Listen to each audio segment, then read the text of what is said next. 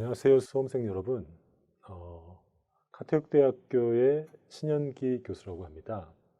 오늘은 2022년도, 그러니까 2023학년도 이제 그러니까 논술 전형을 준비하는 학생들을 위한 모의 논술 해설을 하고자 합니다. 특히 오늘은 이제 인문사회계열 논술에 대해서 문제를 설명하고 답안지 작성에 대해서 설명하고자 합니다. 일단 가장 먼저 이 논술 문제를 받을 때 전체적으로 이제 마음이 급하시겠지만은 전체적으로 문제의 구성을 좀 보는 게 구체적인 내용 말고 어떻게 구성되어 있는지를 보는 게 중요하거든요. 카톨릭 대학교의 논술, 인문사회계열 논술은 거의 매년 유형이 똑같습니다. 무슨 말인가 하면은 세 문제가 나옵니다. 그래서 세 문제도 배점이 앞에 20점, 그리고 뒤에 40점, 40점입니다. 그리고 뒤로 갈수록 약간 문제 난이도가 높아진다고 생각하시면 됩니다. 그러니까 만약에 카톨릭 대학교의 논술을 보시려고 한다면은 이런 구성을 미리 알고 하시면은 나중에 시간 배정이라든지 에너지 투여 이런 거를 좀 계산하실 때 좋은 거죠. 그래서 앞에 문제가 조금 난이도가 낮고 그다음에 분량도 적죠. 20점 배점이니까. 그리고 두 번째 문제는 분량도 약간 많고 배점도 40점입니다. 그리고 세 번째 문제도 분량과 배점은 같지만 약간 난이도는 더 있다. 뭐 이런 구성으로 되어 있으니까 보통 이런 걸 염두에 두고 하시면 좋을 것 같습니다.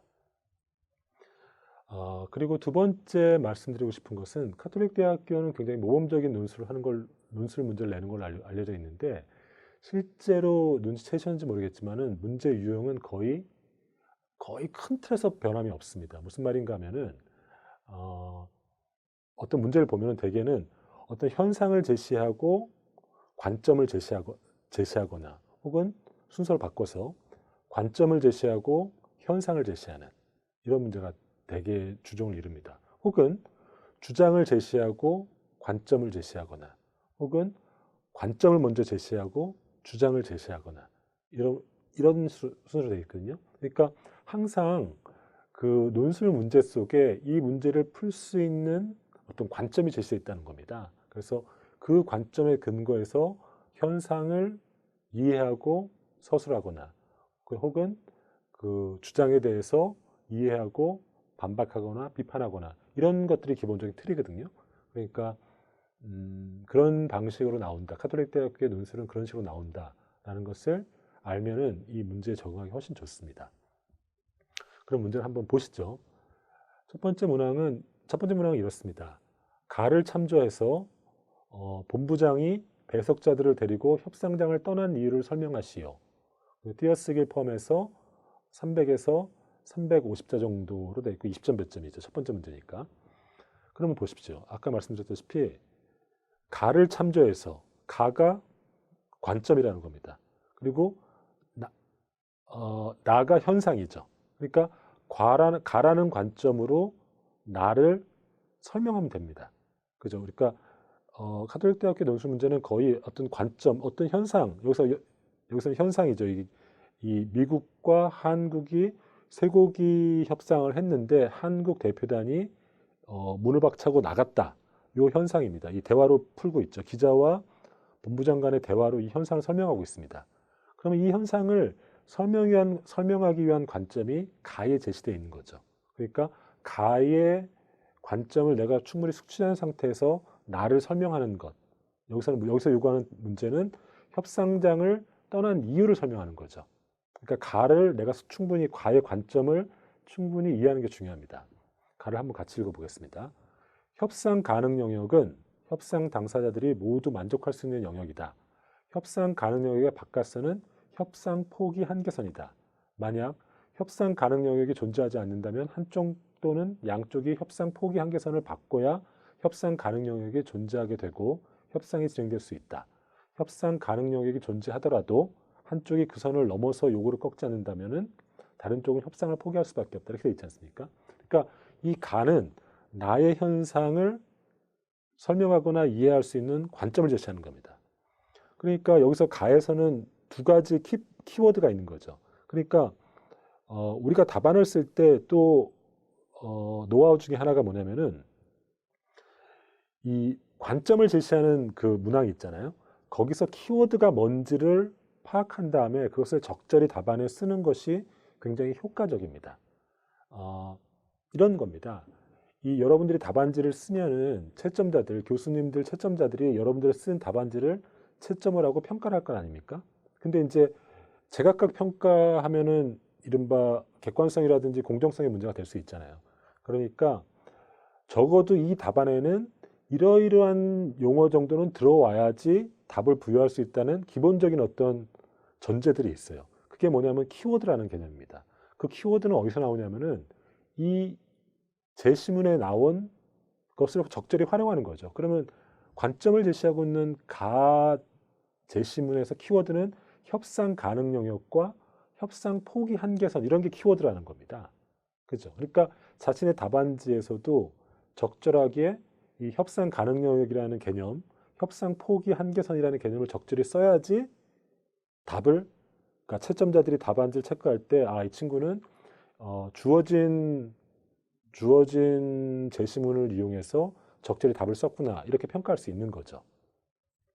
보통은 우리가 이제 논술이 굉장히 창의적인 답안을, 굉장히 기발하고 창의적인 답안을 요구하는 논술이 있을 수도 있고, 그게 아니고 주어진 제시문을 잘 읽고 그것을 갖고 잘 활용해서 논리적으로 쓰기를 요구하는 논술이 있을 수 있거든요. 근데 카톨릭 대학교의 논술은 주로 후자인 경우가 많습니다. 주로 주어진 답안지의 단서들을 충분히 잘 활용해서 그것을 논리적이고 체계적으로 글쓰기를 하는 그 능력, 이런 것들을 요구하기 때문에 그 제시문에서 요구한 키워드를 적절히 활용하는 것이 굉장히 좋은 기술입니다. 그래서 이번 같은 경우에는 협상 가능 영역과 협상 포기 한계선 이런 게 좋은 키워드거든요. 이런 걸 활용해서 답안지를 쓰는 거죠. 요구하는 거는 협상장을 떠난 이유를 설명하는 거예요. 그죠? 그럼 답안지를 한번 보실까요?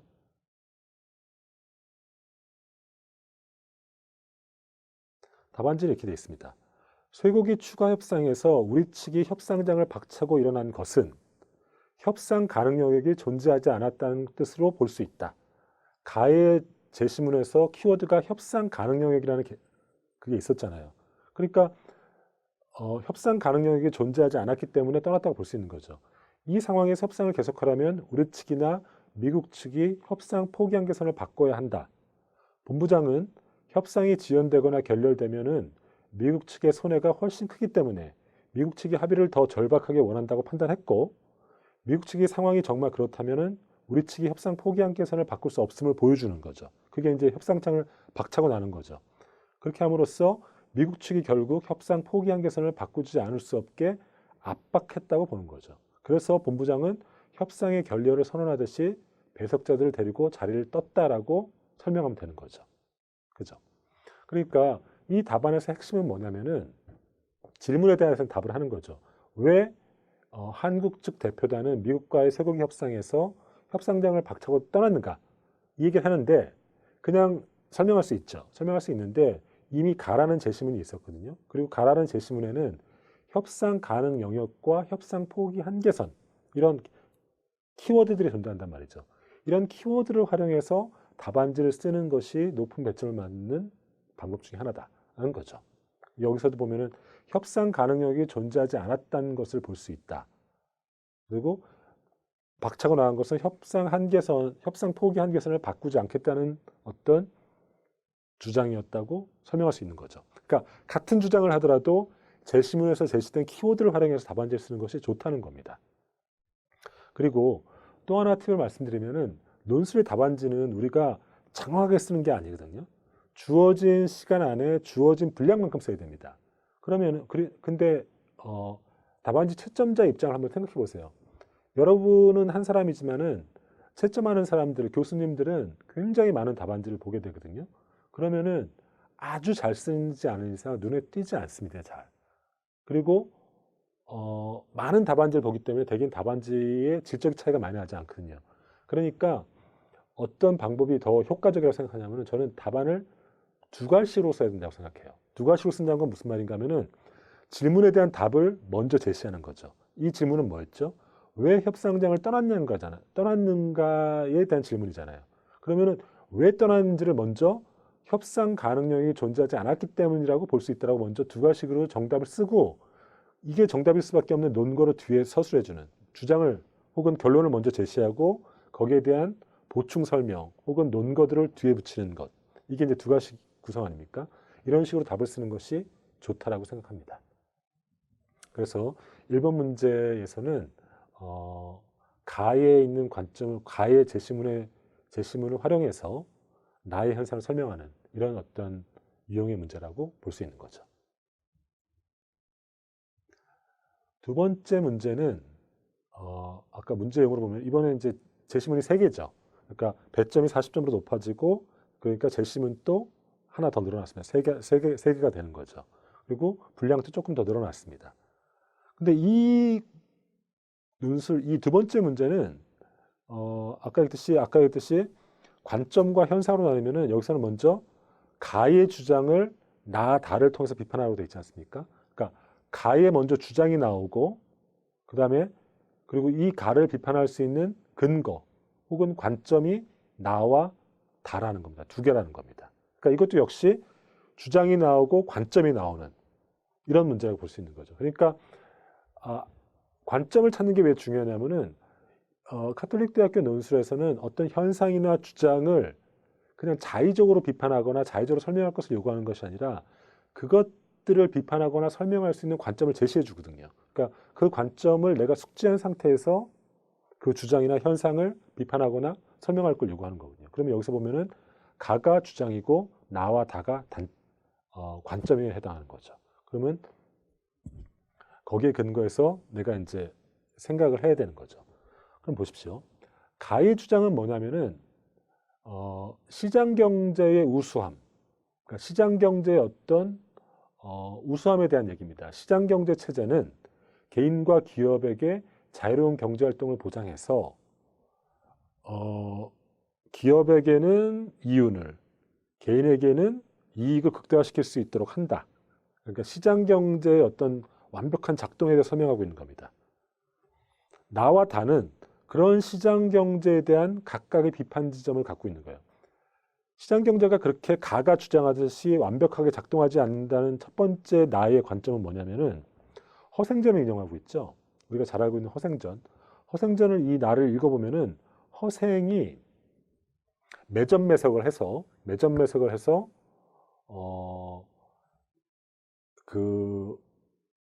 자기가 폭리를 취하고 그 다음에 백성들에게는 물건값이 올라가니까 어려움을 줬다는 그 우리가 잘 알고 있는 허생전의 얘기예요.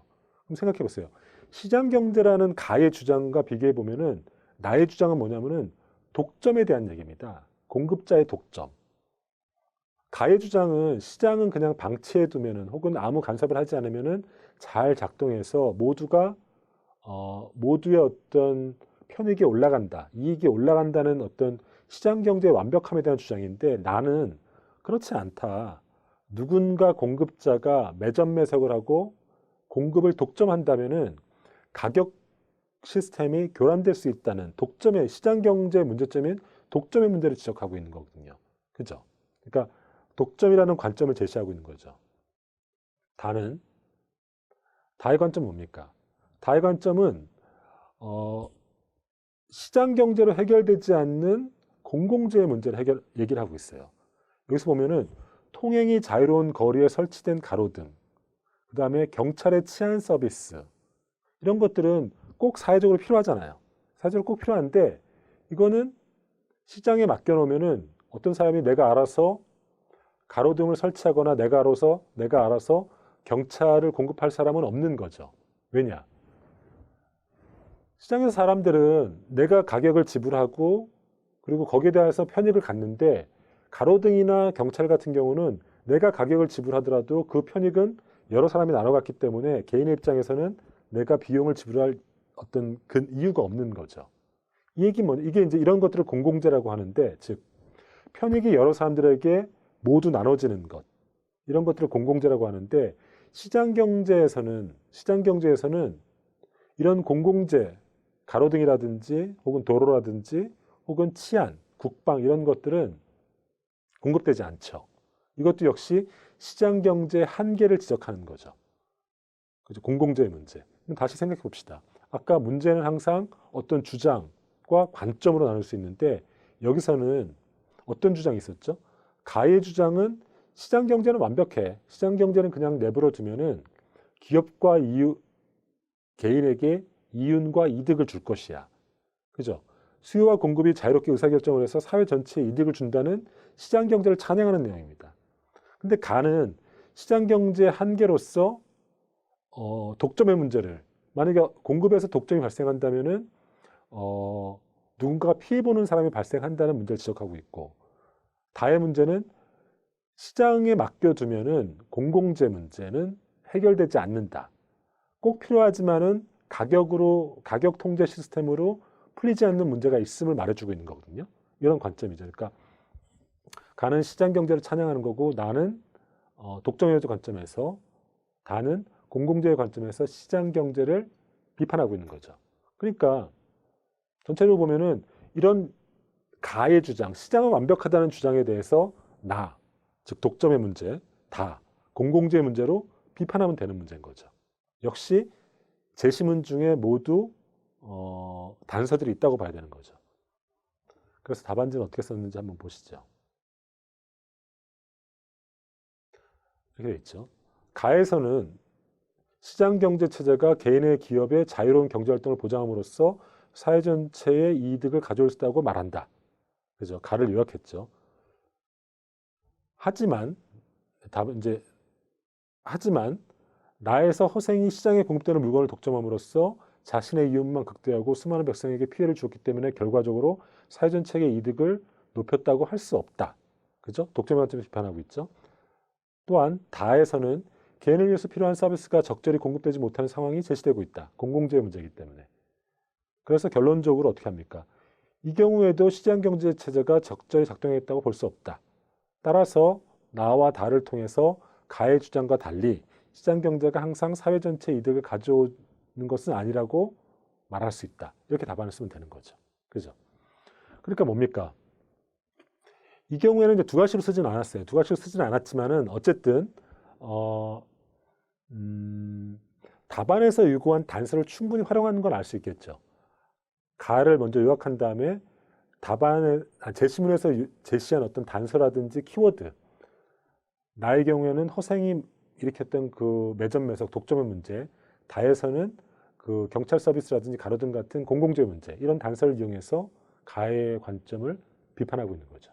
그러니까 논술이라는 거는, 가톨릭 대학교의 논술이라는 건 사실은 문제를 던져주지만은 그 문제를 풀 수 있는 단서들, 그리고 더 구체적으로는 키워드가 있다면 키워드까지를 모두 제시해주고 있기 때문에 그것을 충분히 활용해서 답안을 쓰는 것이 좋다는 거죠. 이게 이제 두 번째 문제 해설입니다. 세 번째는 역시 문항은 3개입니다. 제시문은 3개입니다. 그리고 제시문은 3개고 아까 했듯이 역시 제시문이 3개니까 배점 분량도 많고 배점도 40점이죠. 그리고 두 번째 문제와 세 번째 문제를 비교하면은 분량과 배점은 똑같지만 난이도는 조금 올라갔다고 보시면 됩니다. 약간. 그래서 이제 점점 난이도가, 뒤로 갈수록 난이도가 조금 높아지는 경향이 있다. 그러니까 그런 걸 생각하시고 답안을 쓸 때도 시간 배정을 하시는 게 좋죠. 그리고 역시 마찬가지로 이 문제도 먼저 문항의 질문을 먼저 읽어야 되겠죠. 가와 나의 관점에 근거해서 다의 현상을 비판하시오. 그죠? 현상을 설명을 비판하시오. 그러니까 여기서는 먼저 아까 두 번째 문제에서는 주장을 먼저 제시하고 관점 2개를 제시했잖아요. 이 문제는 순서가 바뀐 거예요. 먼저 관점을 가나로 2개를 주고 다의 현상을 설명하도록 하는 거죠. 그죠? 그러니까 순서는 바뀌었지만은 관점을 먼저 제시했느냐, 관점을 나중에 제시했느냐 그 차이가 있지만은 어쨌든 관점을 제시하고 현상이든 주장을 설명하거나 비판하도록 하는 어떤 문제의 기본적인 구조는 똑같은 거죠. 그죠? 한번 보시죠. 가는 일반적으로, 가의 관점은 과학은 인간을 위해서 만들어졌는데 종종 그 과학기술이 사람들을 삶을 오히려 파괴한다. 즉 수단과 목표, 수단이 불과한 과학이 인간의 존엄성이라는 그 목적을 오히려 위협한다. 이런 관점을 제시하고 있는 과학 자체의 어떤 수단과 목표가 전도된 현상, 이걸 설명하고 있는 거죠. 나는 조금 더 구체적으로 가서 과학기술 중에서 최근에 이제 문제가 되고 있는 알고리즘 문제 있지 않습니까? 우리가 이제 유튜브를 보거나 혹은 뭐 페이스북이라든지 이런 걸 보면은 내가 어떤 것들을 선택하면은 어떤 알고리즘에 따라서 계속 추천 기능이 있잖아요. 이런 것들이 알고리즘인데, 이런 알고리즘을 요새는 이제 활용을 많이 하지 않습니까? 근데 이제 알고리즘 중에서 나쁜 알고리즘의 조건에 대해서 설명을 하고 있는 거예요.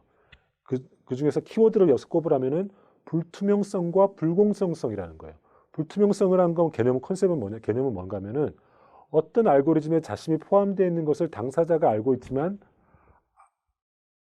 알고리즘의 내용이 당사자에게 비공개되는 경우, 이걸 불투명하다고 하고, 불공정은 어떤 정보가 다른 정보와 연결돼 가지고 불공정한 결과가 만들어지는 것, 이거를 이제 불공정하다고 얘기하는 거죠. 그래서 쭉 읽어보면 이제 나쁜 알고리즘이 어떤 건가 설명하고, 그래서 미래를 창조하려면 도덕적 상상력이 필요하고, 그리고 더 나은 알고리즘을 만들어서 인간의 존엄성 구현과 삶의 질 향상이라는 윤리적 목적에 맞는 빅데이터 모형을 창조해야 된다.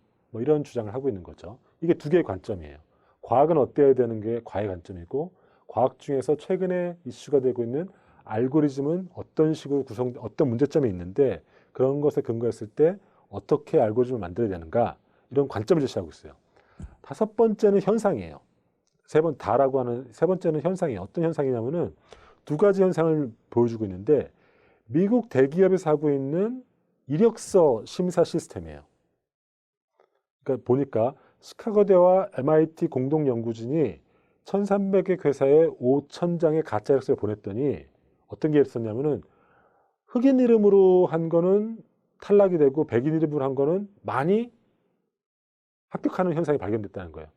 왜 그런가 봤더니 알고리즘을 이용해서 본 거죠. 그러니까 알고리즘을 이용해서 서류를 걸렀더니 흑인 이름으로 돼 있는 것은 기계가 알아서 걸르고 백인 이름으로 돼 있는 것은 면접자로 올렸다는 거예요. 알고리즘에 따라서. 이건 왜 그러냐면은 기존의 이 알고리즘이라는 게 기존의 과거의 데이터를 활용해서 기계적으로 판단하는 거거든요. 과거에 이 회사가 백인들을 많이 합격시켰던 데이터를 갖고 있다면은 그것을 학습한 알고리즘은 그 과거의 데이터에 근거해서 백인들의 합격률을 높이는 거죠. 심사 통과율을. 이런 현상이 나타난 거죠. 그러면은 우리가 마치 굉장히 조금 공정성과 사람의 주관이 개입하지 않아서 굉장히 공정하다 생각하지만은 알고리즘도 결국은 사람의 과거의 데이터에 근거해서 판단을 하는 거니, 기계적으로 판단하는 거니까 결과적으로 굉장히 불공정한 현상이 벌어진 거 아닙니까? 두 번째는 영국의 의과대학에서 입학 사정을 하는 걸 봤는데, 여기서도 자동 시스템이라는 알고리즘을 썼는데 어떤 현상인가 봤더니 영어 사용이 미숙한 지역에 사는 사람들 혹은 그런 이민자들을 탈락시켰다는 거예요. 왜냐? 이것도 과거의 데이터에 봤더니 영어가 미숙한 사람들, 이민자라든지 특정 거주지에 사는 사람들이 영어가 미숙해서 탈락시켰던 그 데이터들이 쌓인 거야. 이걸 학습해서 기계적으로 판단하다 보니까 기계가 이렇게 판단한 거죠. 아, 이런 지역 사람들은 영어가 미숙하고 그래서 탈락해. 이런 것들이 계속 경향적으로 반복되니까, 과거의 데이터에서 반복되니까 기계도 그냥 생각 없이 판단하는 거예요. 그렇게 결정하는 거죠. 근데 이게 결과적으로 굉장히 불공정한 현상을 만들어냈다는 겁니다. 지금 이게 우리가 이제 빅데이터 시대 혹은 알고리즘의 시대 혹은 뭐 인공지능의 시대에서 발생할 수 있는 문제를 보여주는 사건들인데, 이런 현상에 대해서 당황할 필요가 없다는 거죠. 나는 이 문제 잘 모르는데 나 이거 어떻게 판단해야 되지? 그렇게 걱정하실 필요 없다는 거예요. 뭐라 그랬죠? 논술 문제에서는 항상 그 현상을 우리가 설명하거나 해설하거나 혹은 비판할 수 있는 관점을 이미 충분히 제시문 속에 제시하고 있었거든요. 이번 경우에는 가와 나가 이 다의 현상을 설명할 수 있는 관점을 제시하고 있거든요. 과학은 어떠해야 되고 가의 제시문이죠. 나는 나쁜 알고리즘은 뭔가, 즉 불투명하고 불공정한 건데 불투명하고 불공정한 게 뭔지, 그리고 알고리즘은 어때야 되는지를 여기에 관점을 제시하고 있거든요. 그러니까 내가 이해하기 힘들거나 처음 겪는 현상 혹은 그런 거라도 하더라도 전혀 당황하지 말고 제시문에서 던져준 단서를 충분히 활용해서 답안을 쓰면 됩니다. 답안을 볼까요? 답안이 이런 거죠. 일단 현상에 대해서 내가 먼저 요약을 하는 거죠. 이력서 심사 알고리즘과 입학사정 알고리즘이 지원자들의 합격 여부에 결정적 영향을 미치지만은 당사자들은 왜 그런 결과가 나왔는지 알 수가 없다.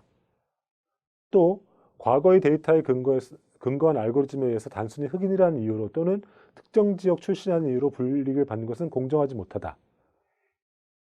이는 입사 면접에서 흑인을 차별해 탈락시켰던 과거의 데이터와 입학 사정 때 특정 지역 사람들이 영어 사용 미숙으로 탈락했던 과거의 데이터를 알고리즘이 사용했기 때문이다. 그런 거죠. 앞에 세 번 다의 현상을 내가 요약하고 있죠.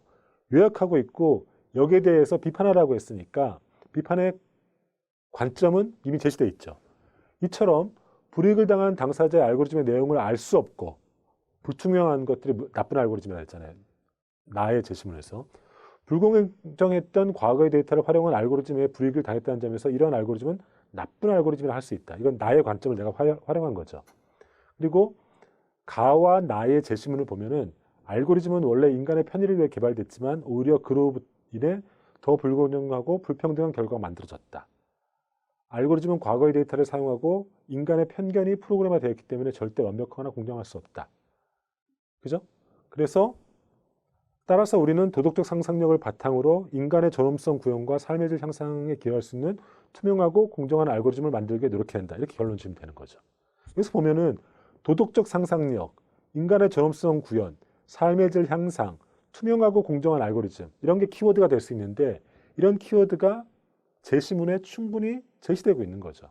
그러니까 내 생각을 자유롭고 창의롭게 쓰라는 요구가 아닙니다. 주어진 현상 혹은 제시된 주장 이런 것들을 내 관점으로 임의적으로 자의적으로 비판하거나 설명하는 게 요구가 아니고 그런 창의적 글쓰기를 요구하는 게 아니라 제시된 관점 그게 하나일 수도 있고 두 개일 수도 있고 뭐 그런데 그런 걸 활용해서 그리고 좀 더 디테일하게 쓸만한 키워드가 있다면 그 키워드를 활용해서 답안을 작성하시면 되는 거죠. 그래서 여러분들이 카톨릭 대학교의 논술을 볼 때는 세 개 혹은 두 개의 제시문 중에서 어떤 것이 관점인지, 어떤 것이 현상이나 주장인지 이런 것들을 먼저 구분하는 게 좋아요. 그래서 관점을 담은 제시문이 제시한 관점을 충분히 숙지한 상태에서 현상을 보고 현상을 제시한 제시문을 읽고 그것을 그 관점에서 제시한 그 관점에 따라서 현상을 설명하거나 주장을 비판하는 이런 식으로 작성하면은 좋은 성적을 받을 수 있을 거라 봅니다. 그리고 이번에 모의 논술에서 제시된 것도 이런 관점과 현상, 관점과 주장이라는 큰 구조에서 크게 벗어나지 않았다. 그리고 올해 출시될 문제도 기존의 이런 패턴에서 크게 벗어나지 않을 것이다. 라고 말씀드릴 수 있겠습니다. 이상으로 2023학년도 카톨릭대학교 모의논술, 인문사회계열 모의논술을 준비하는 학생들에게 카톨릭대학교 논술 문제의 인문사회계열 논술 문제의 어떤 구조라든지 특징 이런 것들을 좀 해설해 드렸고 답안지를 어떻게 쓰면 좋겠다라는 것들에서 말씀드렸습니다. 그러면은 무더운 여름에 건강 조심하시고 올해 연말 논술 시험에서 혹은 입시에서 좋은 결과 있기를 바라겠습니다. 수고하셨습니다.